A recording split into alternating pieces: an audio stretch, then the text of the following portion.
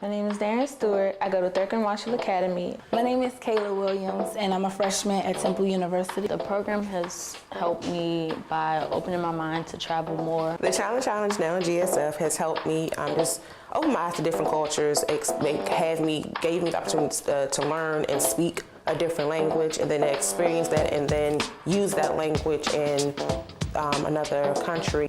And just realizing that there are people out there who are not as fortunate as I am. And so it makes me want to help them. Just knowing that you have to always be open to new things and never judge anybody.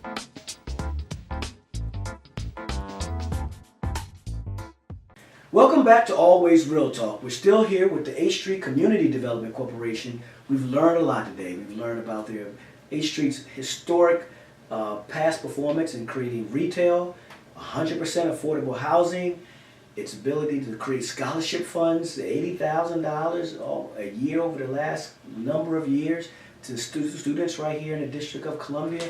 And Ken, we're back now talking about the Global Scholars Foundation.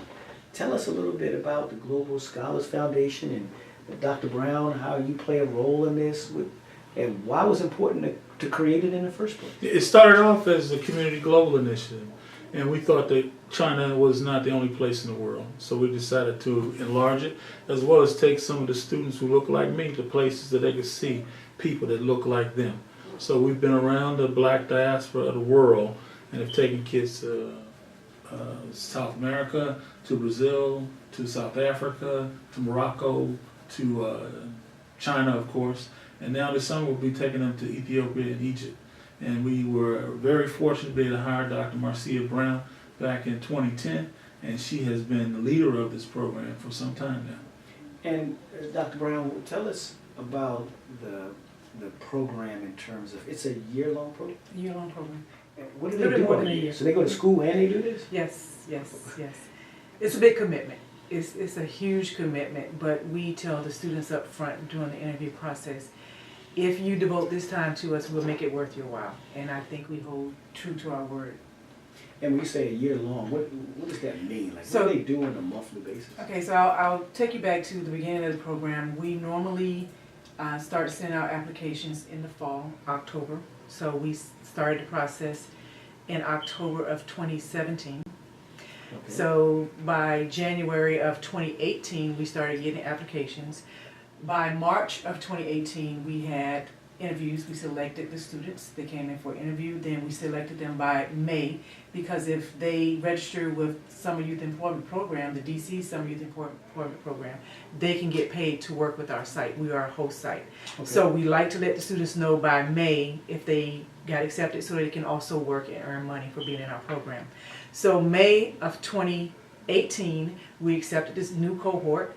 So from June of 2018 until August of 2018, that was phase one. So they were with us 6 weeks, 5 days a week. Depending on your age, you were either with us 20 hours a week or 25 hours a week, according to the Summer Youth Employment Schedule. During that time, the kids, it's kind of like school. It's a little rigorous, but we teach them soft work skills like how to build a resume, how to interview for a job, how to dress for a job. The students, each student has to read a book and do a book report. We take them to. They have to read a book. They have to read a book. Now the book, the way you get your book is, so for the first week of work, every student who's ever been through the program and people who know me know I am a stickler for time. So that first week, you have to be at work on time. You just have to be on time. So if you had the first week a good record, a good start off of being on time, then you got to pick the popular, the fun books, the short books, whatever. If you had some issues getting used to getting to work on time, then you had the leftover books that were usually long and harder to read. But nevertheless, the students still had to do a book report at the end of the summer. Wow, that's a lot. It's a lot. It's a lot. So they were with us. I think I might have made it. But we also do improv. Okay. During the summer, they did 3 classes at the Washington Improv. We go on field trips. Every Friday, we went to a college in the local area. You say local area? From here to Baltimore. So we went to Catholic, Howard, American, UDC, Trinity, Bowie State, Morgan. So any school that's in the local DMV area, every Friday we would go to a different college. They would eat lunch at the college. We buy t-shirts, which they still wear on a regular basis. They would meet with other kids from the college who would give the tour and answer any questions about college life. They even had a fun day at Sky Zone at the end of the summer. So we're not all work, but we're very serious about what we do. So that's the first phase. That's phase one. And that's the summer phase. That's the summer phase. Okay.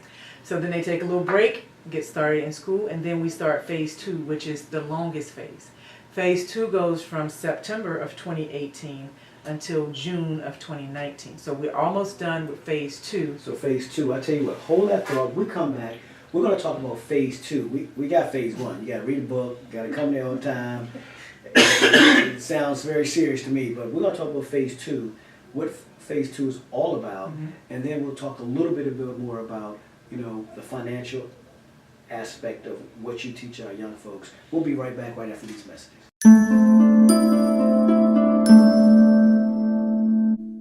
Because when we hear about development taking place in the city, we always hear that, man, we can't build affordable housing, it just costs too much money. But you are in partnership and you're doing 100% affordable units, and you're still finding ways to fund, you know, community programs that are affecting our young folks. I mean, that's hats off to you, your board, and everyone that's continuing to make those tough decisions to continue to stroke that check to make sure that these other programs are viable. When you start to look at the sponsorship itself, you can see it on the screen, tell you what the sponsorships are.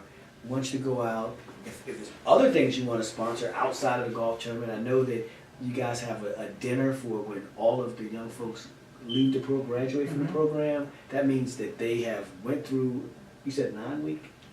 9 months. A 9-month program, and they stuck through it. Right. And they finished and they completed. Then there's a graduation program. There's always sponsors for that. I know you have your language coach. Instructor. Right. Language instructor, looking for anyone who wants to step up and be a sponsor to our language coach. Anyone that wants to sponsor and has great access to any airline that's out there, we'd like to hear from you. I think you want them to reach out to you. I know some folks out there that watch it and they got airline people, friends that they know that are always looking to do good work. Rewind this back, listen to what they've been able to do, and step up to the table. Let's see if we can help our young folks, you know, give them a brighter life, give them something outside of what they're used to seeing. And that's what I like. It's not the cream of the crop. It's not the top. It's not the who's children in Washington, D.C. This is just people that are in D.C. public schools and D.C. public charter schools that you're making a difference in their lives. So we really appreciate it. I want you to give us you gave us the number last time. Give us the website they can go to. Yeah, it's globalscholars.foundation. globalscholars.foundation. You see that on the screen. A Street Development, Community Development Corporation. Their information is on the screen. I want to thank you both for coming back. We're looking forward to having some of those young folks in here come on the show and talk about their experiences also. We look forward to that real soon. And Kwame, on behalf of the 8th Street Community Development Corporation and the Global Scholars, we want to thank you and Always Real Talk, because it has been real talk today about what we do for our citizens. But no, there you have it. This is our Always Real Talk nonprofit sector. We want to highlight our nonprofits. You're going to see our nonprofits in the city. That you're going to be looking at their advertisements that we're going to be having. We're going to make sure that all of our nonprofits get some good spotlights for those that we can, because they're doing some amazing things in the community that some people just don't know about. So if it's always real, you know it's always real talk.